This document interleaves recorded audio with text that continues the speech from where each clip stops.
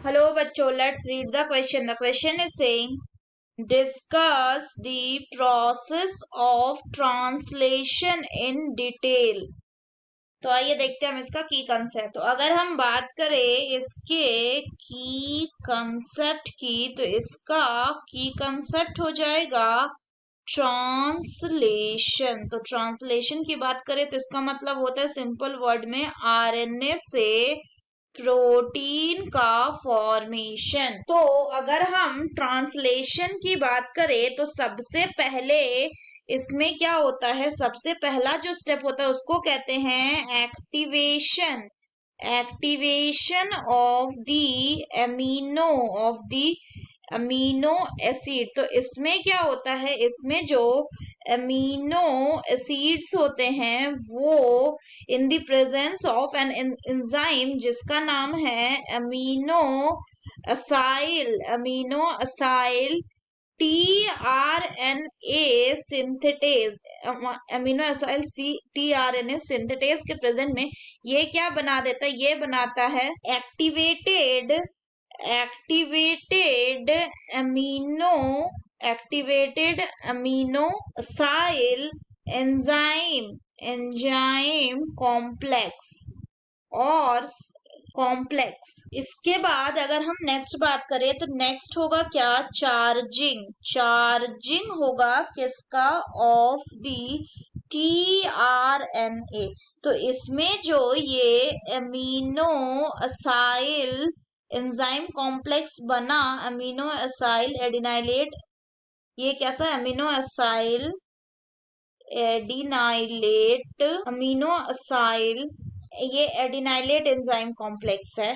तो यहाँ पे जो ये amino acyl adenylate enzyme complex था, ये क्या होगा, ये in the presence of TRNA ये बना लेगा क्या, ये बना लेगा चार्ज्ड TRNA। ये क्या बनाएगा, चार्ज TRNA। नेक्स्ट प्रोसेस जो होता है उसको कहा जाता है इनिशिएशन।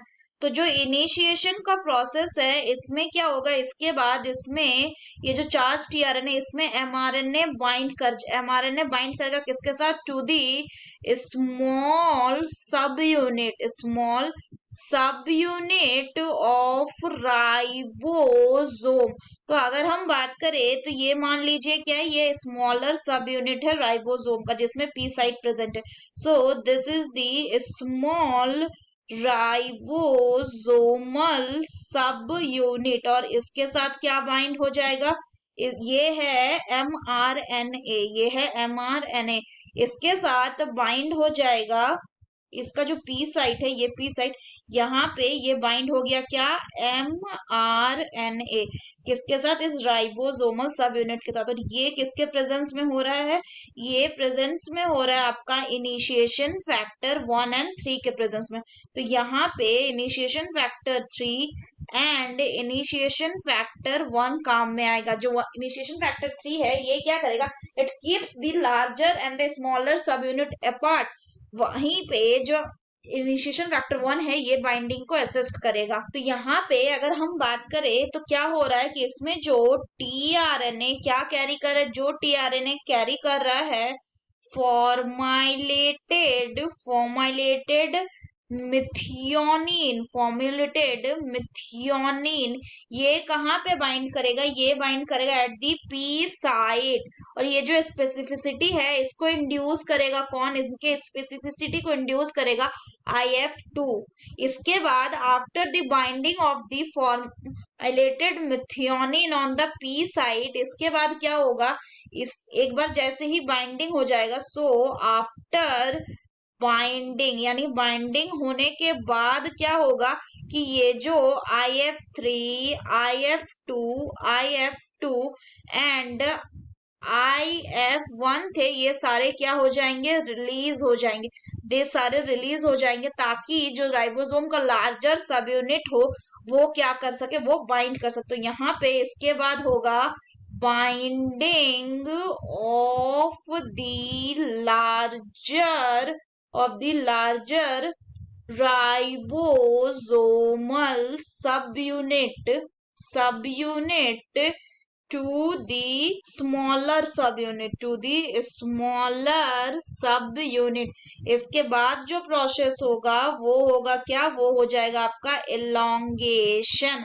तो अगर हम elongation की बात करें तो इसमें क्या होगा, इसमें जो एमिनो असाइलेटेड टीआरएनए था ये कहाँ पे बाइंड करेगा, ये बाइंड करेगा एट दी ए साइट. तो पहला जो टीआरएनए आया वो बाइंड किया पी साइट पे. तो इसके बाद जो सेकेंड टीआरएनए आएगा ये क्या करेगा, ये आएगा एट द ए साइट पे और ये रिकॉग्नाइज करेगा, it will recognise the codon, it will recognise the codon on the mRNA और ये क्या करेगी, ये बाइंड करेगा. इस ये जो बाइंडिंग है इसको इंश्योर करता है कौन, इसको इंश्योर करता है इलोंगेशन फैक्टर एंड ये यूटिलाइज करता है जीटीपी. तो बाइंडिंग के बाद जीटीपी जो है वो हाइड्रोलाइज कर जाएगा. और साथ ही साथ यहाँ पे अगर हम बात करें तो नेक्स्ट क्या होगा, नेक्स्ट यहाँ पे पेप्टाइड बॉन्ड जो होगा उसका फॉर्मेशन होगा. Peptide bond formation, peptide bond formation. तो होगा क्या कि जो एमिनो एसिड प्रेजेंट है कहाँ पे, यानी जो एमिनो एसिड है प्रेजेंट कहाँ पे, एट द पी साइट. ये पी साइट वाला एमिनो एसिड और एक जो एमिनो एसिड है एमिनो एसिड एट ए साइट, ये दोनों क्या बना लेंगे, ये दोनों बना लेंगे आपका पेप्टाइड बॉन्ड. और ये जो रिएक्शन है इसको कौन कैटलाइज करेगा, this reaction will be catalysed by peptidyl transferase, peptidyl transferase. और अब जो tRNA at the P site था वो कैसा हो गया, वो अनचार्ज्ड हो गया. तो इसके बाद वाला जो प्रोसेस होगा वो क्या होगा, इसके बाद होगा आपका ribosome translocation, ribosome translocation.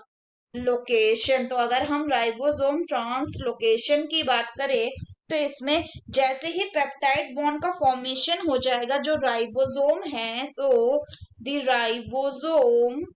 Ribosome will move one codon, ये राइबोसोम मूव करेगा एक कोडॉन में अहेड, वन कोडॉन अहेड,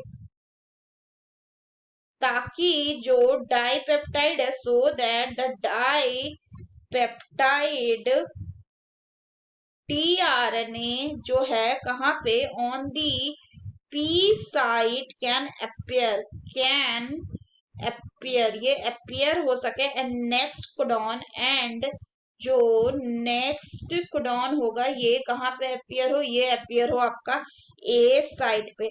इसके बाद जो अनचार्ज टीआरएनए होगा वो एग्जिट कर जाएगा from the ribosome and enter करेगा टू द साइटोसोल. इसमें जो राइबोसोमल ट्रांसलोकेशन है इसके लिए रिक्वायर होता है ट्रांसलोकेज एंजाइम की. तो इसके लिए रिक्वायरमेंट होती है ट्रांसलोकेज एंजाइम की, किसकी, ट्रांसलोकेज एंजाइम की. लास्ट प्रोसेस जो होता है उसको कहते हैं टर्मिनेशन. तो अगर हम टर्मिनेशन की बात करें तो जो पेप्टाइड बॉन्ड का फॉर्मेशन था वो इलोंगेशन होता रहा तब तक जब तक कि स्टॉप कोडॉन नहीं आ गया. तो टर्मिनेशन में क्या होगा कि स्टॉप कोडॉन आ जाएगा और जो स्टॉप कोडॉन आएगा कहाँ पे, ऑन दी ए साइट. और ये जो स्टॉप कोडॉन है इसको कौन रिकॉग्नाइज नहीं करता, it will not be recognized, it will not be recognized by the tRNA. और इसलिए ये जब टीआरएनए को रिकॉग्नाइज ही नहीं करे, जब टीआरएनए इस स्टॉप कोडॉन को रिकॉग्नाइज ही नहीं करेगा तो जो ट्रांसलेशन है, ट्रांसलेशन ये क्या हो जाएगा, it will be halted, it will be halted. So that's all for the question बच्चों. Hope you understood it well. Best of luck.